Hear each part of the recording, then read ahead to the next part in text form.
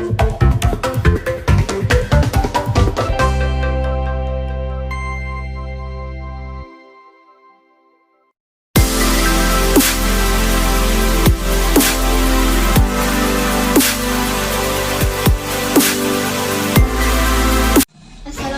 warahmatullahi wabarakatuh.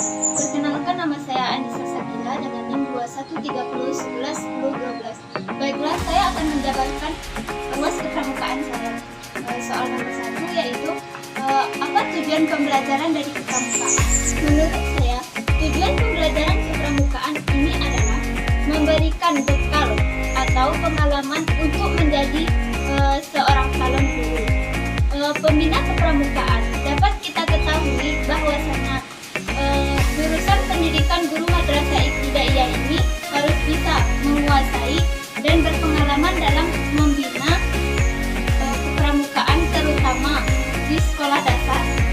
Nah, salah satu contohnya yaitu sebagai calon guru SD atau pembina kepramukaan, kita harus bisa menguasai dasar-dasar kepramukaan seperti memahami dan menerapkan dasar dharma dan trisatria serta 8 metode dalam kepramukaan.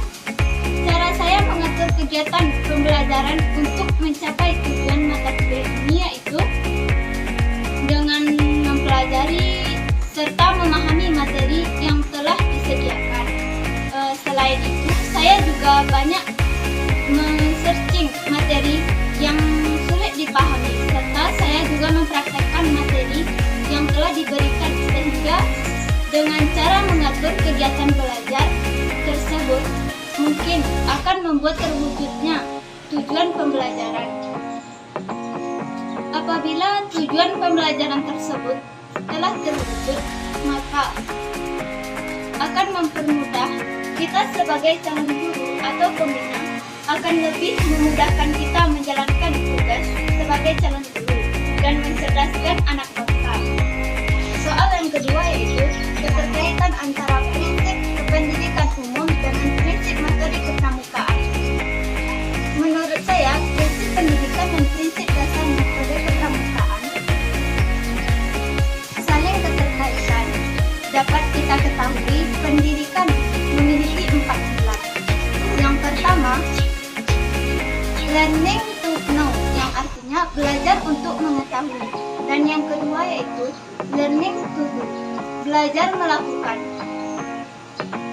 Yang ketiga, learning to live together, belajar hidup dalam kebersamaan. Yang keempat, learning to be, belajar menjadi diri sendiri. Sedangkan dalam metode dasar kepramukaan terdapat beberapa poin yang sama dengan 4 pilar pendidikan. Di antaranya yang pertama yaitu pengamalan kode kehormatan kepramukaan. Yang kedua, belajar sambil melakukan.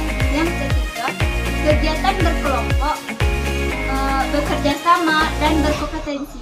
Yang keempat, kegiatan yang menarik dan menantang. Yang kelima, kegiatan di alam terbuka. Yang keenam, kehadiran orang dewasa, memberikan bimbingan dan dukungan. Yang ketujuh, penghargaan berupa tanda kecakapan. Dan yang kedelapan, kesatuan terpisah antara putra dan putri. Nah, dari uraian di atas dapat kita simpulkan bahwasanya nilai dan prinsip dasar kepramukaan sebagai norma hidup setiap anggota gerakan pramuka. Nah, ditanamkan dan ditumbuh kembangkan pada setiap peserta didik melalui proses penghayatan oleh dan untuk diri pribadi dengan bantuan tenaga pendidik, sehingga pengamalannya dapat dilakukan dengan inisiatif diri sendiri. Penuh kesadaran, kemandirian, kepedulian, dan tanggung jawab, serta keterkaitan moral baik sebagai kepribadian maupun sebagai anggota masyarakat. Setiap anggota gerakan pramuka wajib menerima nilai dan prinsip-prinsip dasar dan prinsip dasar kepramukaan dapat dilaksanakan dalam bentuk menaati perintah Tuhan Yang Maha Esa dan menjauhi larangannya serta beribadah sesuai dengan ajaran agama. Memiliki kewajiban untuk menjaga memelihara persaudaraan dan perdamaian di masyarakat, memperkokoh persatuan serta mempertahankan Pancasila. Undang-Undang Dasar tahun 1945, Negara Kesatuan Republik Indonesia, dan kebinekaan, melestarikan lingkungan hidup. Melestarikan lingkungan hidup yang bersih dan sehat agar dapat menunjang dan memberikan kenyamanan dan kesejahteraan dan hidup bermasyarakat. Melestarikan lingkungan hidup yang bersih dan sehat agar dapat menunjang dan memberikan kenyamanan dan kesejahteraan hidup masyarakat. Mengakui bahwa manusia tidak hidup sendiri, melainkan hidup bersama berdasarkan prinsip kemanusiaan yang adil dan beradab. Memahami potensi diri pribadi untuk mengembangkan dengan cerdas guna pentingnya masa depannya dalam hidup bermasyarakat, berbangsa dan bernegara, dan mengamalkan satya dan dharma pramuka dalam kehidupan sehari-hari.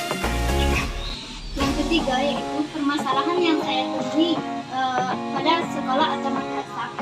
Permasalahan yang saya temui di madrasah atau sekolah dasar pada saat ini yaitu kurangnya tenaga pendidikan atau pembinaan kepramukaan, sehingga sering saya temui di beberapa sekolah dasar kurang berjalannya ekstrakurikuler pramuka. Selain itu, semenjak pandemi COVID-19 mewabah, berbagai kegiatan di dalam kelas maupun di luar kelas terhenti, sehingga membuat peserta didik kurang efisien dalam penerimaan materi karena dilakukan secara daring serta tujuan pembelajaran tidak terwujud sebagaimana mestinya.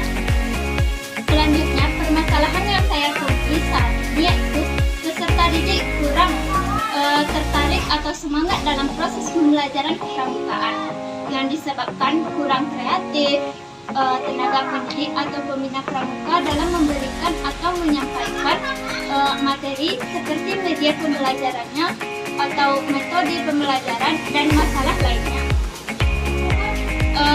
Yang saya temui yaitu kurangnya sarana dan prasarana untuk menunjang proses belajar mengajar. Soalan keempat yaitu bagaimana cara saya dalam mengatasi permasalahan tersebut. Mungkin cara mengatasi permasalahan kepramukaan yang saya temui di sekolah dasar yaitu dengan menyediakan tenaga pendidik atau pembina pramuka yang berpengalaman dan menyediakan sarana dan prasarana untuk menunjang kegiatan kepramukaan seperti tenda, tongkat, tali temali, P3K, ruang pramuka atau lokal khusus kepramukaan, sound system yang lainnya. Selanjutnya, sebagai pembina pramuka, kita harus membuat metode dan penyimpanan media pembelajaran kepramukaan yang kreatif dan menarik, sehingga anak-anak atau peserta didik tertarik dan tidak bosan untuk mengikuti pembelajaran kepramukaan. Mungkin sekian penjabaran dari UAS kepramukaan saya. Assalamualaikum warahmatullahi wabarakatuh.